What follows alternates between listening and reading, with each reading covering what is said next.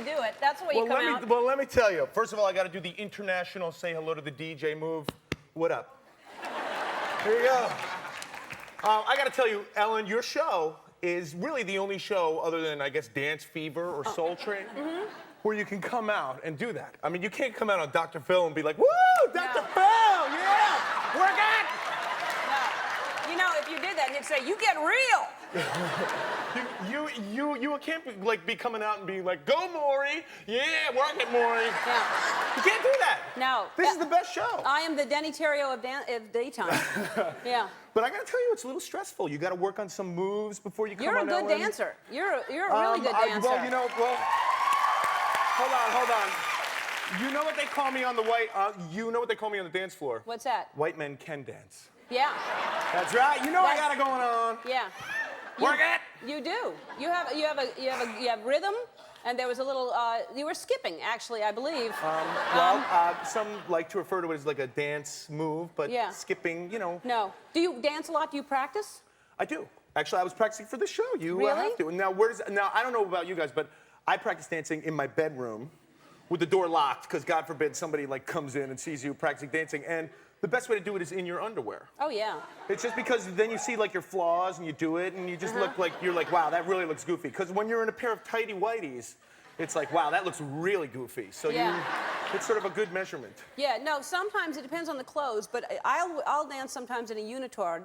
And, Interesting. Interesting.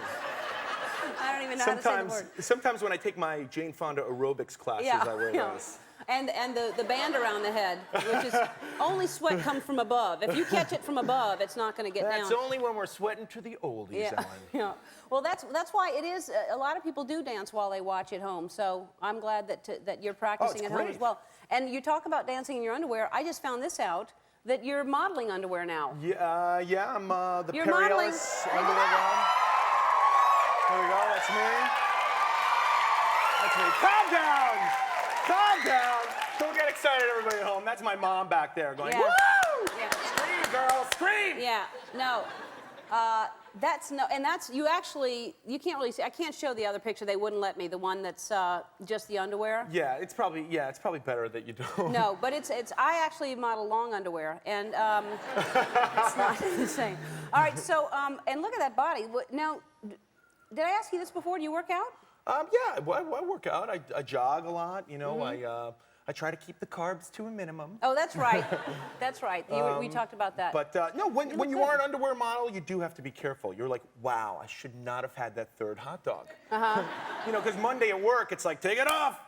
You know, now, and it's like, and you're like walking up to bars, and you're like, I'd like a beer with the lowest carbs, please. So you're really now. How did they even think that you would? I mean, how did they know you had this body to model underwear? Did you audition? I don't get calls like this. I didn't audition. The guy who's in charge of all the Perry Ellis stuff, he saw me dancing in front of my mirror in my bedroom. I'm kidding. I'm kidding. Yeah. I don't know. They just called up. That's, you know, agents and stuff. They just called up and said, "Would you model underwear?"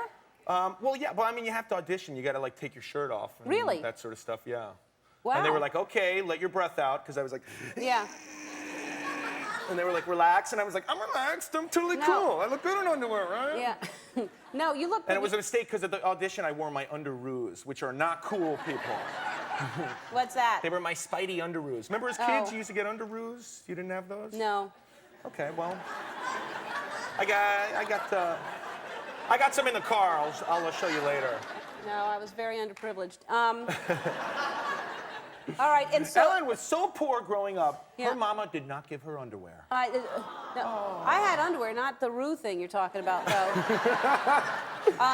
So, all right, and another thing, this is fascinating to me. You know, they do all these cribs things, and they and InStyle magazine go to people's homes, and you went.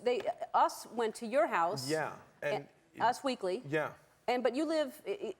Do you describe? Well, I live in an apartment, you know, and they were like, you know, Us called and they want to come to your house and do, you know, a photo spread of your house, and I was like, well, somebody better send them a memo that I live in an apartment. Yeah.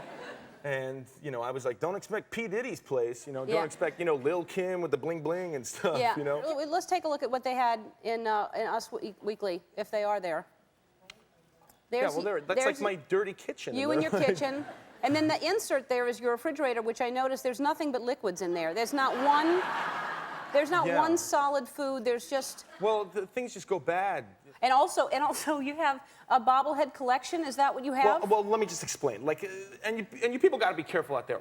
I went to a Yankees World Series and I bought a bobblehead from the World Series. I think I was drunk. I was definitely drunk, and I was like, I'm gonna get a bobblehead. Look at a Yankees bobblehead. Yeah. I was like riding the train home. Yeah, bobblehead. Yeah. So I had that one bobblehead, and then it's just fun to say anyway. Yeah, and then my birthday came up that February, and my mom got me a bobblehead. And I was like, why a bobblehead? And she was like, because you have the collection. And I was like, Mom, I have one bobblehead that I bought in a drunken stupor at a baseball game. So now I have two bobbleheads. Then like anytime someone gets me a gift, they get me they think I'm like the bobblehead guy. Yeah. It's like, yeah, that's what I thought. Happened? And they took pictures of my bobble. Yeah. I have one. Yes. All right, but watch this. This is great. So you can play a little trick. We made it special. If somebody comes up, get a close-up of this. When somebody comes up, you go, oh, look, smell her breath. Oh, man. And I don't know why. That is amazing. Yeah, and that it's a regurgitating, spitting Ellen bobblehead. I don't know amazing. why. We just wanted I'm going to trick them all. Add something special That's to it. Great. All right. That's beautiful. You're always giving us guests and dancing. People, what a party yeah, this that's is. right. It's fun. This is also... Ow! What the? Yeah, see? Oh, hours of fun. All right. We have to take a break. Are we going to check to see if the pizza's here? Is that a pizza truck? No. Pretty nice looking truck. All right, we'll be back in just a minute. We're back with Jerry O'Connell. Something happened. Heavy drama. Oh, who knows? I can do drama. Yeah. No, you're really good in it. And I love Jill. She's the best. Number one. Hi, Jill. Yeah. Hi, Jill. Hello. And it's the fourth season. Now, did you have to go through any kind of special training to get this? Yes, actually, I did have to do, they call them police ride-alongs, which basically you sit in the back of a squad car with two other police officers who are on a patrol. And, you know, if you sit in the back of a cop car, when they make an arrest, you know, the bad guy usually goes in the back seat. And so we made an arrest, and I was like, all right. So I started to climb in the front seat, and I was like, scoot over, guys. And they were like, whoa, whoa, whoa, whoa, whoa, whoa, in the back. And I was like, but the bad guy's in the back. And they were like, yeah, in the back. And I'm like, but I'm an actor. So they were like, get in the back. So I was like sitting next to the guy, and he was like, this is unfair, this is ridiculous, I want a lawyer. And I was like, sir, maybe you should think about a life change thing. Maybe a real job. He was like, shut up. I was like, he's spitting, pull over, I'm an actor. I'm an actor. That's hilarious. This is a fake hat, I'm not in the NYPD. You're in the back seat with the guy. I don't like this anymore. How many of those did you do? I did 2, and then the second time I got spit on the face, I was like, that's it. Yeah. All right, I'm gone. Bye, guys. Here's your bulletproof vest. Taxi. Exactly. Next time somebody spits on you, you go, hey, look at this. And you just spit right back on them. Yeah. That's what the bobble doll is for now that I see. Well, thanks for being here. You're always just Thank you. A joy. I love it. Crossing Jordan airs Sundays at 10 o'clock on NBC. Pizza? Is there pizza? How long has it been? I think they should be here by now. Nothing. Wow. All right, we'll be right back.